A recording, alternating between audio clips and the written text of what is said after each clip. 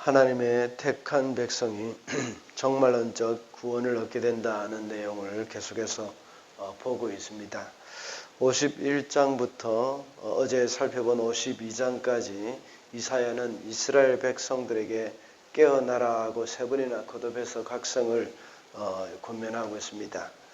52장에서는 하나님이 구원하실 것을 선언하면서 깨어나라고 말하고 있습니다.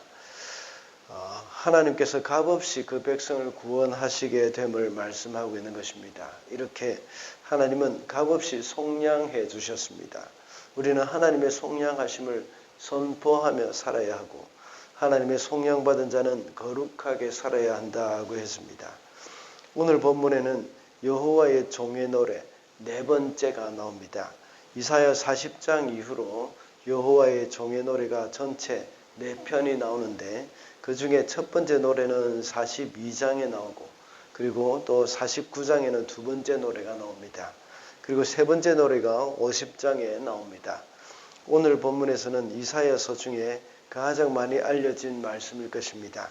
이것은 여호와의 종의 노래 마지막인 네 번째 노래인데 이것을 가리켜 고난받는 종의 노래라고 말을 합니다. 이 예언의 노래는 예수께서 여호와의 종으로 이 땅에 오셔서 십자가 대속의 순환을 받을 것이라 하는 것을 말씀하고 있는 겁니다. 이 말씀은 실제로 일어나기 700여 년 전에 예언한 말씀인데 마치 현장을 목격한 것처럼 아주 생생하게 묘사해주고 있습니다. 그런데 메시아의 고난에 대해서만 그치지 않고 고난 후의 승리까지도 언급을 해놓고 있습니다. 이 부분을 통해서 우리는 지금까지 메시아의 고난에 대해서만 말씀을 많이 들었지만 오늘은 메시아가 거두게 될 궁극적인 승리에 대해서 살펴보고자 합니다. 그래서 오늘은 궁극적인 승리라는 제목으로 말씀을 보도록 하겠습니다. 첫째로 궁극적인 승리는 세상적인 강함으로 얻는 것이 아닙니다. 2절 말씀입니다.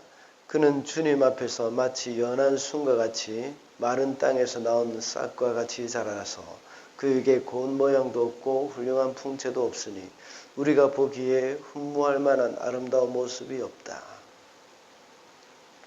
메시아에 대한 묘사를 한 내용이죠.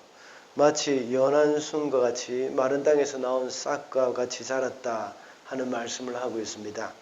연한 순이라는 말은 우리가 아는 바와 같이 막 돋아난 아주 새 싹과 같은 그런 것으로서 약하다는 것이죠.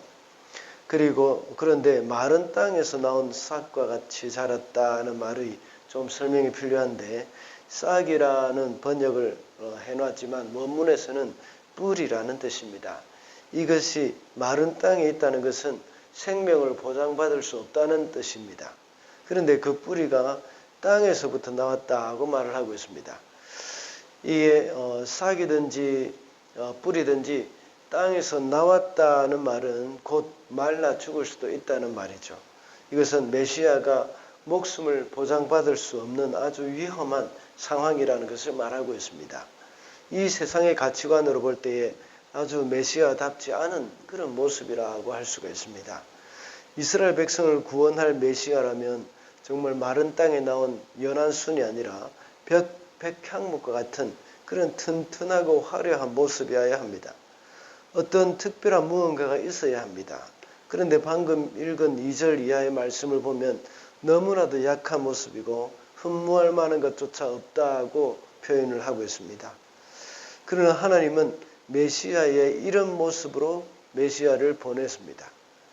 이 세상의 강함으로는 진정한 승리를 얻을 수 없기 때문입니다. 진정한 승리는 강한 힘이 아니라 하나님의 사랑으로 얻을 수 있습니다. 힘의 원리로 얻는 승리는 로마 군대의 승리와 같고 또 바벨론 왕들의 승리와 같으며 또 페르시아의 승리에 불과한 것입니다. 무력으로 이루어낸 승리는 겉으로는 굴복시킬 수 있지만 대적의 마음까지도 굴복시킬 수는 없습니다. 그리스도와 같이 이런 연약한 모습으로 오지만 사랑으로 굴복시킬 때에 진정한 굴복이 이루어지는 것입니다. 그래서 기독교는 로마를 비롯해서 전 세계를 하나님 앞에 굴복시킬 수 있었던 것입니다. 성도들이 이 세상에서 얻을 수 있는 진정한 승리는 세상이 말하는 강함이 아니라 하나님의 사랑임을 명심을 해야 하겠습니다. 둘째로 궁극적인 승리는 우리의 억울함을 다 푼다고 해서 얻는 것이 아닙니다. 7절 말씀입니다. 그는 굴욕을 당하고 고문을 당하였으나 아무 말도 하지 않았다. 마치 도살장으로 끌려가는 어린 양처럼, 마치 털 깎는 사람 앞에서 잠잠한 양처럼 끌려가기만 할 뿐 아무 말도 하지 않았다. 고난당하는 메시아의 모습을 묘사하고 있습니다. 메시아는 아무런 잘못도 없었지만 굴욕과 고문을 당했습니다. 그렇지만 거기에 대해서 아무런 반항을 하지 않았습니다. 그저 묵묵히 그 고난을 받아냈습니다. 이런 모습을 도살장으로 끌려가는 어린 양과 털 깎는 자 앞에서 잠잠한 그 양에 비유했습니다. 메시아가 억울하게 고통을 당했지만 자신의 억울함을 호소하지 않았던 것입니다. 예수께서는 이 세상에 계시는 동안 하신 일은 옳지 않은 일이 없었습니다. 사람을 억울하게 하신 적도 없고 모든 행하신 일은 공의로운 일이었고 또 사람들에게 사랑을 베푸신 것뿐이었습니다. 그렇지만 예수님은 사람들에게 억울하게 고난을 당하셔서 고문을 당하셨고 조롱도 당하셨습니다. 결국 사람들은 예수님을 가장 흉악한 죄인이 받는 형벌인 십자가에 못 박아 죽였습니다.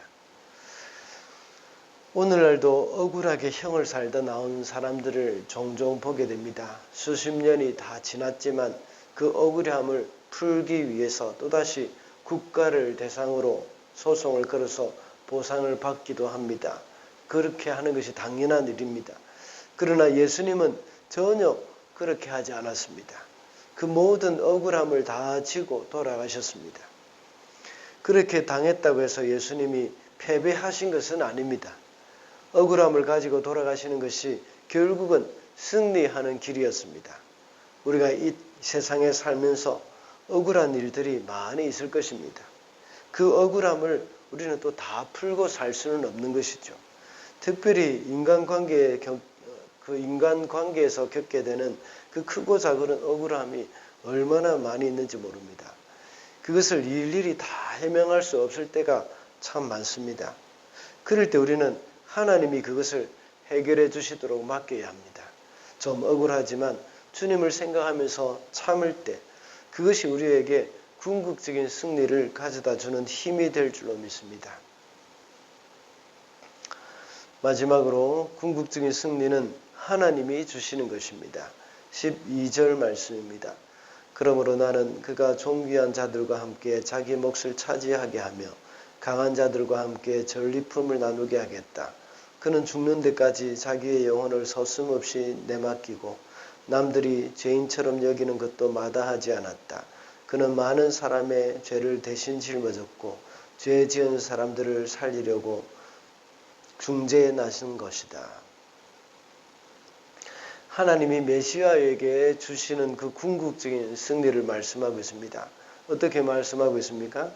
12절에 보면 나는 그가 존귀한 자들과 함께 자기 몫을 차지하게 하며 강한 자들과 함께 전리품을 나누게 하겠다. 이렇게 말씀하고 있습니다.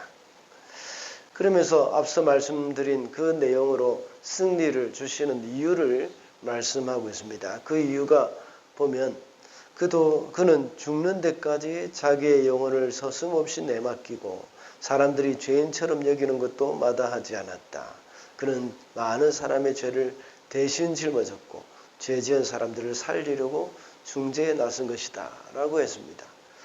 세상 사람들은 메시아가 강하지 못하고 연한 순과 같다고 생각했고 억울하게 고난을 당하지만 힘이 없기 때문에 그 억울함을 풀지 못한다고 생각을 했습니다. 그러나 하나님은 그 메시아의 진짜 모습을 잘 알고 계셨습니다. 그래서 궁극적인 승리를 얻게 해 주신 것입니다.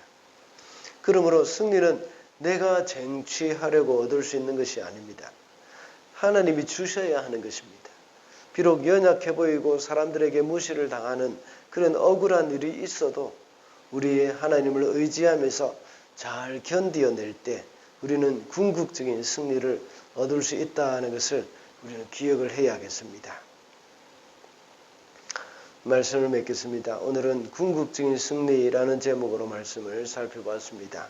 궁극적인 승리는 세상의 강함으로 얻을 수 있는 것이 아니며 또 억울함을 다 푼다고 얻을 수 있는 것도 아니라고 했습니다. 궁극적인 승리는 하나님이 주시는 것이라고 했습니다. 오늘도 모든 상황 속에서 하나님만 바라보며 승리하는 저와 여러분이 되시기를 바랍니다.